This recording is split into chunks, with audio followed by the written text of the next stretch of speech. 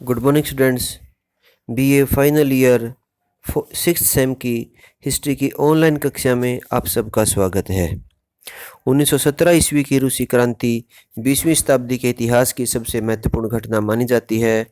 इस क्रांति से पहले भी संसार में क्रांतियां हुई, जैसे फ्रांस में जो क्रांति हुई उसके परिणाम स्वरूप आधुनिक रूप से राजनीतिक सिद्धांतों, स्वतंत्रता, समानता एवं बंधुत्व को जन्म दिया। इन सबसे अलग 1917 ईस्वी की क्रांति ने न केवल निरंकुश जार के शासन का अंत किया, अपितु सामाजिक, आर्थिक एवं व्यावसायिक क्षेत्र में कुलीनों एवं पूंजीपतियों की शक्ति का अंत करके आम आदमी के राज्य की स्थापना की, यानी किसानों मजदूरों के राज्य की स्थापना की। इसके फलस्वरूप एक नई सामाजिक राजनीतिक संस्था का जन्म हुआ, जिसे समाजवाद कहते हैं। इससे पहले जार अनपढ़ जनता पर अत्याचार करते थे। चर्च का समाज में काफ़ी प्रभाव था और समाज मुख्य रूप से अधिकार संपन्न और अधिकार विहीन वर्गों में बटा हुआ था। रूस की और इसी समय जार के शासनकाल के अंत तक जारशाही की निरंकुशता के कारण लोगों में काफ़ी असंतोष बढ़ गया था और इसी समय जापान जैसे छोटे से देश के हाथों रूस की पराजय ने लोगों में जारशाही के प्रति असंतोष और बढ़ा दिया, परंतु जार ने कठोरता से इसे दबा दिया। इसी बीच प्रथम विश्व युद्ध आरंभ हो गया, जिससे जर्मनी के हाथों रूस की पराजय हुई। रूस की पराजय ने लोगों को क्रांति के लिए विवश कर दिया तथा लोगों ने युद्ध के बीच में ही राजशाही की निरंकुशता को उखाड़ फेंका। इस अध्याय में रूसी क्रांति के कारणों एवं उसके प्रभावों का अध्ययन करेंगे। रूसी क्रांति के कारण हैं सबसे पहले निरंकुश राजतंत्र। रूस के शासक, जिन्हें जार कहते हैं, ये अत्यधिक निरंकुश एवं स्वेच्छाचारी थे। वे दैवीय अधिकार के सिद्धांतों पर विश्वास करते थे। उन्होंने रूस में अपना व्यक्तिगत शासन स्थापित करने का प्रयास किया। पीटर महान ने कहा था कि जार दुनिया में किसी के प्रति उत्तरदायी नहीं है। जार के शासनकाल में व्यक्तिगत स्वतंत्रता पर अनेक प्रतिबंध लगे हुए थे। लोगों पर धार्मिक प्रतिबंध भी थे। लोगों पर भाषण देने एवं प्रकाशन पर पूरी तरह से पाबंदी लगा रखी थी और वो पूर्ण रूप से निरंकुश थे। उनकी जो सुधारों की जो नीतियां थी वो केवल दिखावा मात्र थी और आम आदमी का जीवन अब दुभर हो गया था। इसके साथ ही समय समय पर हुए रूस जापान युद्ध में रूस की हार, इसके बाद जर्मनी के हाथों रूस की हार, इससे जार के शासन की दुर्बलता की पोल खुल गई थी और जार ने जनता में क्रांति शुरू हो गई थी। इसके बाद जार ने अपनी निरंकुशता को और बढ़ा दिया। अतः लोगों को अब जारशाही की दमनकारी शासन अब बोझिला लगने लगा था और उसे उखाड़ फेंकने का प्रयास करना आरंभ कर दिया था। ड्यूमा के प्रभाव को कुचलने का भी प्रयास था। 1905 में रूस व जापान के बीच जो युद्ध हुआ, जिसमें जारशाही की अयोग्यता के कारण रूस की हार हुई और अपनी हार से असंतुष्ट रूसी जनता में असंतोष फैलने लगा। विशेष रूप से श्रमिकों व किसानों की स्थिति अब और ज़्यादा खराब हो गई। अतः ये लोग सरकार की अव्यवस्था का विरोध करने पर उतारू हो गए। 22 जनवरी 1905 ईस्वी को रविवार के दिन हजारों मजदूरों ने मिलकर गेम्पो के नेतृत्व में एक विशाल जुलूस निकाला था। जार से औद्योगिक व राजनीतिक मांगे मानने पर जोर दिया, परंतु इस जुलूस पर जार के सैनिकों ने आक्रमण कर दिया, जिसमें 130 व्यक्ति मारे गए व घायल हो गए। रूसी इतिहास में इस घटना को खूनी रविवार के नाम से जानते हैं। अतः देश में स्थिति विस्फोटक हो गई और इससे निपटने के लिए जार निकोलस द्वितीय ने प्रशासन में कई सुधारों की घोषणा की। उन्हें भाषण देने, विचार प्रकट करने, संघ बनाने की छूट दी गई और जार ने लोगों की प्रतिनिधि सभा ड्यूमा के निर्वाचन की भी व्यवस्था करने की घोषणा की और यह घोषणा की कि ड्यूमा की सहमति के बिना कोई भी कानून लागू नहीं किया जाएगा। परंतु विद्रोह के शांत होने पर जार ने ड्यूमा को प्रथम सदन मान लिया तथा साम्राज्य परिषद के नाम से दूसरे सदन का निर्माण कर लिया, जिसमें प्रतिनिधि सम्राट के द्वारा नियुक्त किए जाते थे। अतः ड्यूमा का प्रथम चुनाव 1906 ईस्वी में उदारवादियों का बहुमत आने से जार ने ड्यूमा को भंग कर दिया। इसी प्रकार ड्यूमा को 1907 में पुनः भंग कर दिया और मताधिकार सीमित कर दिया। इससे जनता ने अपने अधिकारों को छीनता देख तिलमिला उठी और वह राजशाही शासन को उखाड़ फेंकने की योजना बनाने लगी। इसके बाद तीसरा कारण था किसानों की दयनीय स्थिति। रूसी क्रांति का एक महत्वपूर्ण कारण उसकी अर्थव्यवस्था का पिछड़ापन था। रूस एक कृषि प्रधान देश था, परंतु वहाँ के किसानों की स्थिति अधिक दयनीय थी और उनकी दशा बड़ी दयनीय थी, मध्ययुगीन थी। यद्यपि 1861 में जार अलेक्जेंडर द्वितीय के समय कृषि में दास प्रथा को समाप्त कर दिया था, लेकिन इससे किसानों की स्थिति में कोई सुधार नहीं हुआ। दूसरे ये कानून समूचे रूस में भी लागू नहीं किए गए थे। रूस की विशाल भूमि का स्वामित्व तो अभी भी बड़े जमींदारों के पास था। सन 1900 ईस्वी तक रूस के 20,000 बड़े जमींदारों के पास 1800 लाख एकड़ जमीन थी, जबकि 1 करोड़ से अधिक छोटे किसानों के पास केवल 1900 लाख एकड़ जमीन थी। इस प्रकार वो जो अपर्याप्त थी, वे लगान देते थे और भूखमरी की स्थिति में थे। वे जमींदारों को बेगार भी देते थे। खेती के तरीके पुराने थे, जिससे रूस का प्रति एकड़ उत्पादन भी कम था और इससे किसानों की दशा में कोई सुधार नहीं आए थे। अतः उन्होंने 1917 ईस्वी की क्रांति का समर्थन किया, क्योंकि उन्हें आशा थी कि उन्हें जमीनें प्राप्त होंगी। रूस में मजदूरों का भी असंतोष था। यूरोप के अन्य देशों की तुलना में रूस में औद्योगिक परिवर्तन बाद में आए। रूस के जार अलेक्जेंडर द्वितीय के समय वहाँ तेजी से औद्योगिक विकास हुआ। अन्य देशों की तरह मिल मालिकों ने अपनी आजीविका की तलाश में गांव से आए मजदूरों व भूमिहीन किसानों की मजबूरी का पूरा फायदा उठाया। उन्हें कम वेतन देकर अधिक काम लिया। काम के घंटे अधिक थे, लेकिन वेतन कम मिलता था। इसे इससे श्रमिकों की हालत और दयनीय हो गई थी। अतः समाजवादियों के प्रभाव में रूस में भी श्रमिकों के अब संघ बनने लगे थे। वो अपनी मांगों के लिए हड़तालें करना आरंभ शुरू कर दिया था और सरकार ने उनकी कई मांगों जैसे दुर्घटना बीमा, स्वास्थ्य बीमा को स्वीकार भी कर लिया था, परंतु वे इससे संतुष्ट नहीं थे और वो उत्पादन के साधनों में अपनी भागीदारी की मांग पर अडिग थे। रूस में सामाजिक असंतोष भी फैला हुआ था। रूस में मध्ययुगीन सामंतवाद जिसका आधार कृषि प्रणाली था, आधुनिक उद्योगवाद जिसका आधार पूंजी व सर्वहारा श्रम था और साथ साथ में थे। रूसी समाज में असंतुलन उत्पन्न हो गया था समाज का आधुनिकीकरण नहीं हुआ था। शिक्षा व स्वास्थ्य की समुचित व्यवस्था नहीं थी और जिसके कारण समाज में और अधिक तनाव था और इससे युवकों ने गांव में जाकर भूमि पाने के लिए ज़्यादा उत्सुक थे। इसलिए वे श्रमिकों के साथ मिल गए और क्रांति को सफल बनाया। इसके बाद प्रभुत्व वर्ग का प्रभाव भी इसके लिए उत्तरदायी था। यूरोप की उदारवादी राष्ट्रवादी सुधारवादी शक्तियों ने रूस को काफ़ी प्रभावित किया था। यद्यपि निरंकुशवादी जार इन शक्तियों को पनपने का अवसर नहीं दे रहा था। इन शक्तियों ने रूस में बौद्धिक चेतना पैदा की। इस कार्य में अनेक विद्वानों का महत्वपूर्ण योगदान रहा। इसमें Tolstoy, Dostoevsky, Turgenev, Maxim Gorky, Bakunin तथा मार्क्स के विचारों ने रूसी जनता को अधिक प्रभावित किया। उनकी रचनाओं तथा भाषणों का क्रांतिकारियों के विचारों पर प्रभाव पड़ा। टॉल्स्टॉय ने पूंजीपतियों का विरोध किया आदि और कार्ल मार्क्स आदि ने समाजवादी विचारों ने मजदूरों व किसानों को अधिक प्रभावित किया। इसके बाद अल्पसंख्यकों का विद्रोह भी हुआ। रूसी समाज में अनेक जातियों का मिश्रण था। इनमें यहूदी, पोल, फिन, उज़्बेक, तातार, कजाक, आर्गेनियन आदि रूसी आदि थे। इनकी अपनी सभ्यता थी, संस्कृति थी। रूस में कई धर्म और भाषाएं प्रचलित थी। रूसी इनमें सबसे शक्तिशाली होने के कारण शासक बन गए थे, लेकिन अल्पसंख्यकों से इन्हें कोई हमदर्दी नहीं थी। अतः उनकी भावनाओं को दमन करने का प्रयत्न किया गया। अतः वो भी रूसी शासन के खिलाफ हो गए थे।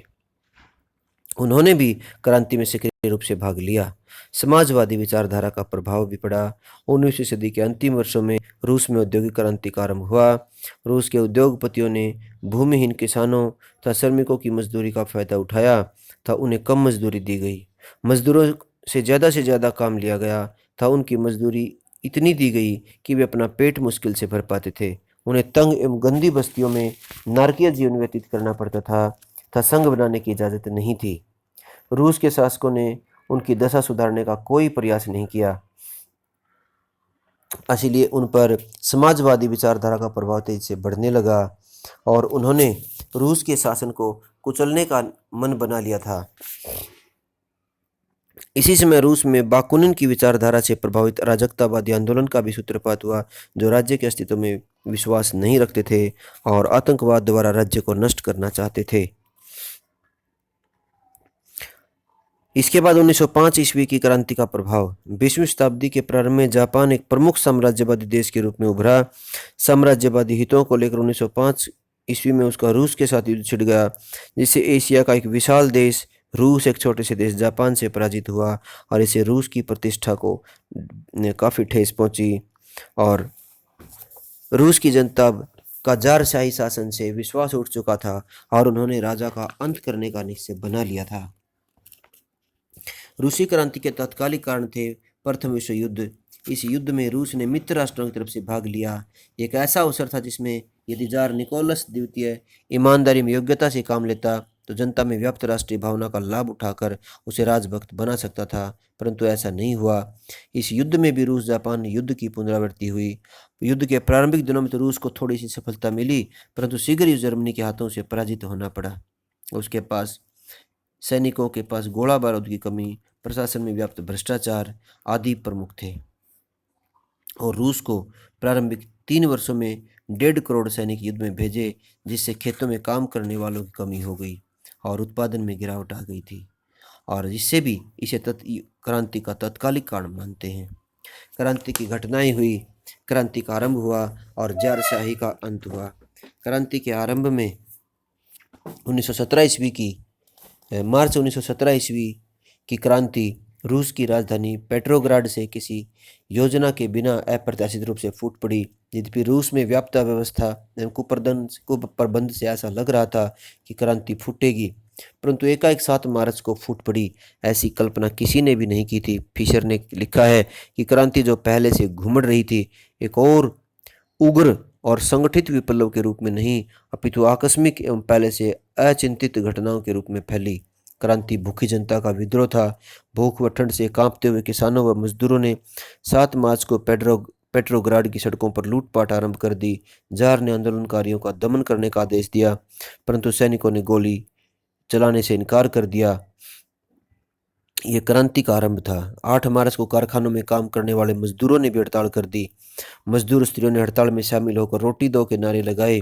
पुरुष भी शामिल हो गए। सारे शहर में रोटी दो, अत्याचारी शासन का नाश हो, युद्ध बंद हो के नारे लगाए गए। उपद्रवकारियों जार के उपद्रवकारियों का दमन करने के लिए सेना भेजी, परंतु उन्होंने भी आंदोलनकारियों का साथ दिया। 11 मार्च को डार ने ड्यूमा को भंग कर दिया। 12 मार्च को क्रांतिकारियों ने मजदूरों व सैनिकों से मिलकर सैनिकों एवं मजदूरों के प्रतिनिधियों की क्रांतिकारी परिषद का गठन कर लिया और शासन के अधिकार अपने हाथों में ले लिए।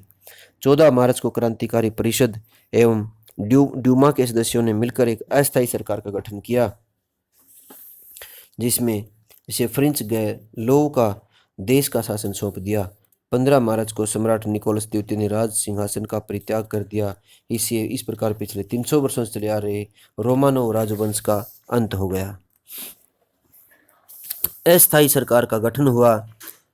14 मार्च को पेट्रोग्राड की सोवियत तथा ड्यूमा के सदस्यों ने मिलकर प्रिंस लियो के नेतृत्व में उदारवादी सरकार का गठन किया।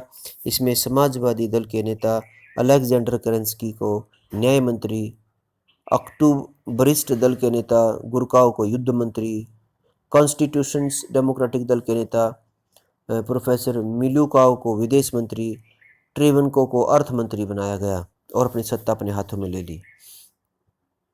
अस्थायी सरकार के कार्य थे, उन्होंने गणतंत्र की स्थापना की, उन्हें नागरिक स्वतंत्रता प्रदान की, उन्होंने समाचार पत्रों पर लगे प्रतिबंध हटा लिए, राजनीतिक कैदियों को छोड़ दिया और लोगों को हड़ताल करने का, मजदूरों को संघ बनाने का अधिकार दे दिया गया। पोल व फिन को स्वायत्ता दी गई। उदारवादी सरकार ने पोलैंड को स्वायत्त शासन दे दिया, फिनलैंड का संविधान लागू कर दिया और यहूदी विरोधी कानून समाप्त कर दिए और युद्ध जारी रखना। सरकार ने मित्र राष्ट्रों को युद्ध जारी रखने का आश्वासन दिया। केरेंस्की, जो 18 मई को मिलुकाव के त्याग पत्र देने के बाद युद्ध में मंत्री बना था, उसने मोर्चे का निरीक्षण किया। उसके प्रोत्साहन से रूसी सेनाओं ने गलेशिया पर आक्रमण किया। यह आक्रमण पूरी तरह से असफल रहा और इस पर लियो ने त्याग पत्र दे दिया। तब 22 जुलाई को केरेंस्की के नेतृत्व में नई सरकार का गठन हुआ। अस्थायी सरकार की कठिनाइयां भी थी, क्योंकि सैनिक युद्ध नहीं चाहते थे। सरकार के पास रसद सामग्री की कमी थी। किसान जमींदारों से भूमि छीनकर उनके स्वामी बनना चाहते थे। कृषि तथा उद्योग का उत्पादन काफ़ी घट गया था। श्रमिक असंतोष के कारण हड़तालें कर रहे थे, तो अनेक प्रकार की समस्याएं थी। सोवियत संगठनों की समानांतर सत्ता, सोवियतों का गठन हुआ। अनेक अस्थायी सरकार में मुख्य रूप से भूस्वामी, पूंजीपति, उद्योगपति तथा नौकरशाही के प्रतिनिधि थे। यह जनता की आकांक्षाओं का प्रतिनिधित्व नहीं करती थी और यही उसकी दुर्बलता थी। समानांतर सत्ता केंद्र। सोवियत संगठन प्रारंभ से ही अस्थायी सरकार की प्रतिद्वंदी थी। स्वयं लेव ने कहा था कि अस्थायी सरकार तो शक्ति से वंचित सत्ता थी तथा मजदूर प्रतिनिधियों की सोवियत सत्ता से वंचित शक्ति थी। सोवियतों का उद्देश्य सामाजिक क्रांति करना था। सोवियतों ने राजधानी में समानांतर सरकार का गठन किया। इसे अस्थायी सरकार की स्थिति प्रारंभ से ही कमजोर हो गई थी। लेनिन का प्रथम प्रयास। अप्रैल 1917 में प्रथम अखिल सोवियत कांग्रेस का सम्मेलन पेट्रोग्राड में हुआ। उनकी मांग थी कि अस्थायी सरकार साम्राज्यवादी नीति को छोड़कर सोवियतों की नीति का पालन करे। 3 अप्रैल को लेनिन पेट्रोग्राड आ गया। उसका मत था कि क्रांति का पहला चरण बुर्जुआ सरकार का गठन पूरा हो चुका था। अब दूसरे चरण में बोल्शेविकों को सत्ता पर अधिकार कर लेना चाहिए। उसने 3 नारे दिए: सैनिकों के लिए शांति, किसानों के लिए भूमि तथा श्रमिकों के लिए कारखानों पर अधिकार अथवा रोटी। 16 अप्रैल को बोल्शेविकों द्वारा अस्थायी सरकार का तख्ता पलटने का प्रयास किया, परंतु सरकार ने उसका दमन कर दिया और लेनिन को रूस छोड़कर भागना पड़ा। केरेंस्की सरकार के कार्य थे। उन्हें गैलीलिया के युद्ध में रूस को भारी भरकम जनधन की हानि हुई। इस कारण ल्योव सरकार ने त्यागपत्र दिया और वह 22 जुलाई 1917 को केरेंस्की का प्रधानमंत्री बन गया। उसने दृढ़ता से बोल्शेविकों का दमन करने का कार्य किया, युद्ध जारी रखा। वह राजतंत्र का समर्थक था। इस समय जार समर्थक भी सर उठाने लगे थे। दूसरा, बोल्शेविक क्रांति नवंबर 1917 में। केरेंस्की ने अपनी सत्ता को दृढ़ बनाने के लिए 15 नवंबर को संविधान सभा की बैठक बुलाई, परंतु बोल्शेविकों ने अपने इससे ही कार्रवाई करने का निश्चय किया। उन्होंने अखिल रूस सोवियतों का दूसरा सम्मेलन 7 नवंबर 1917 को पेट्रोग्राड में बुलाया और उन्हें क्रांति को कार्य रूप दिया। बोल्शेविकों ने 7 नवंबर की रात को पेट्रोग्राड के प्रमुख प्रशासनिक भवनों पर अधिकार कर लिया तथा सभी मंत्रियों को बंदी बना लिया, परंतु केरेंस्की भाग गया। उसी दिन सोवियतों के सम्मेलन में लेनिन की अध्यक्षता में नई सरकार का गठन किया। सोवियतों के 2 करोड़ से अधिक मतदाताओं ने जनवादी तरीके से लेनिन को देश की बागडोर सौंप दी। इस प्रकार थोड़े से समय में बिना रक्तपात के रूस में बोल्शेविक दल का आधिपत्य स्थापित हो गया। इसके बाद क्रांति के प्रभाव थे। 1917 की क्रांति विश्व के इतिहास में बड़ा महत्व रखती है। इस क्रांति का समूचे विश्व पर प्रभाव पड़ा। यद्यपि रूस में 2 क्रांतियां हुई, मार्च व नवंबर की क्रांति, लेकिन इन्हें क्रांति के 2 अध्याय मानना अधिक उपयुक्त होगा। लिप्सन के अनुसार मार्च की क्रांति इसका राजनीतिक अध्याय था तथा नवंबर की क्रांति मजदूर तंत्र को जन्म देने वाला सामाजिक अध्याय था। इस क्रांति ने समूचे विश्व को निम्न रूप में प्रभावित किया। इस क्रांति के जो प्रभाव पड़े वो इस प्रकार से हैं। निरंकुश राजतंत्र का अंत हो गया था। रूस में पिछले 300 वर्षों से रोमानोव राजवंश के जार शासकों का निरंकुश शासन चल रहा था, जो दैवीय शक्ति में विश्वास करते थे और किसी के प्रति उत्तरदायी नहीं थे।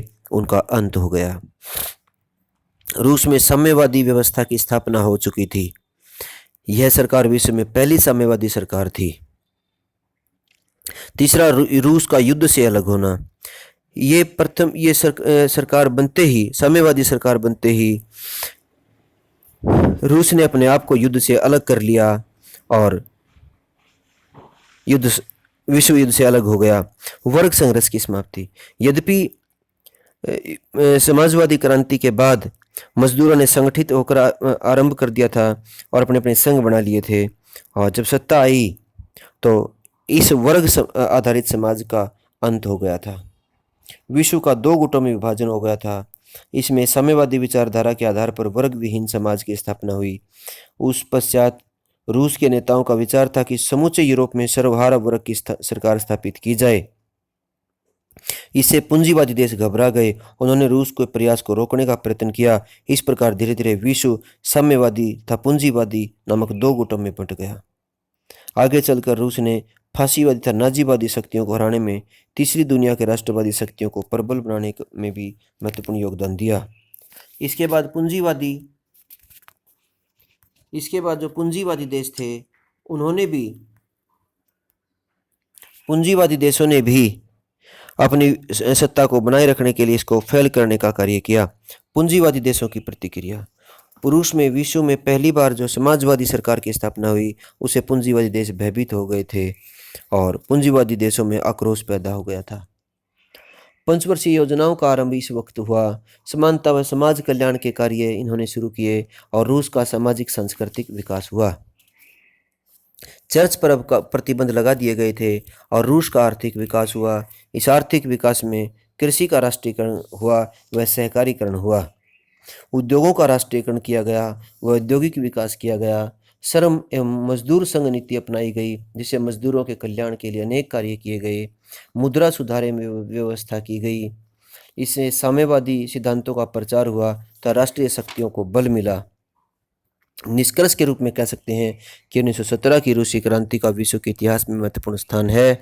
इसे न केवल रूस को अपितु विश्व के सभी भागों को प्रभावित किया। इस क्रांति ने सदियों से पीड़ित एवं शोषित किसानों मजदूरों को समाज व्यवस्था में महत्वपूर्ण स्थान दिलवाया तथा उन्हें सामाजिक एवं आर्थिक समानता का अधिकार दिलवाया। राजनीतिक दृष्टि से भी विश्व के अनेक भागों में इस वर्ग के लोगों का उत्कर्ष हुआ तथा मजदूरों व किसानों के संगठनों ने विभिन्न देशों की राजनीति में महत्वपूर्ण स्थान प्राप्त किए। यद्यपि 20वीं सदी के अंत में जिस प्रकार से रूस में साम्यवादी व्यवस्था का पतन हुआ, उससे पूंजीवादी व साम्राज्यवादी शक्तियों का विश्व की राजनीति में हस्तक्षेप बढ़ गया, जो मानवता के हित में नहीं है। धन्यवाद।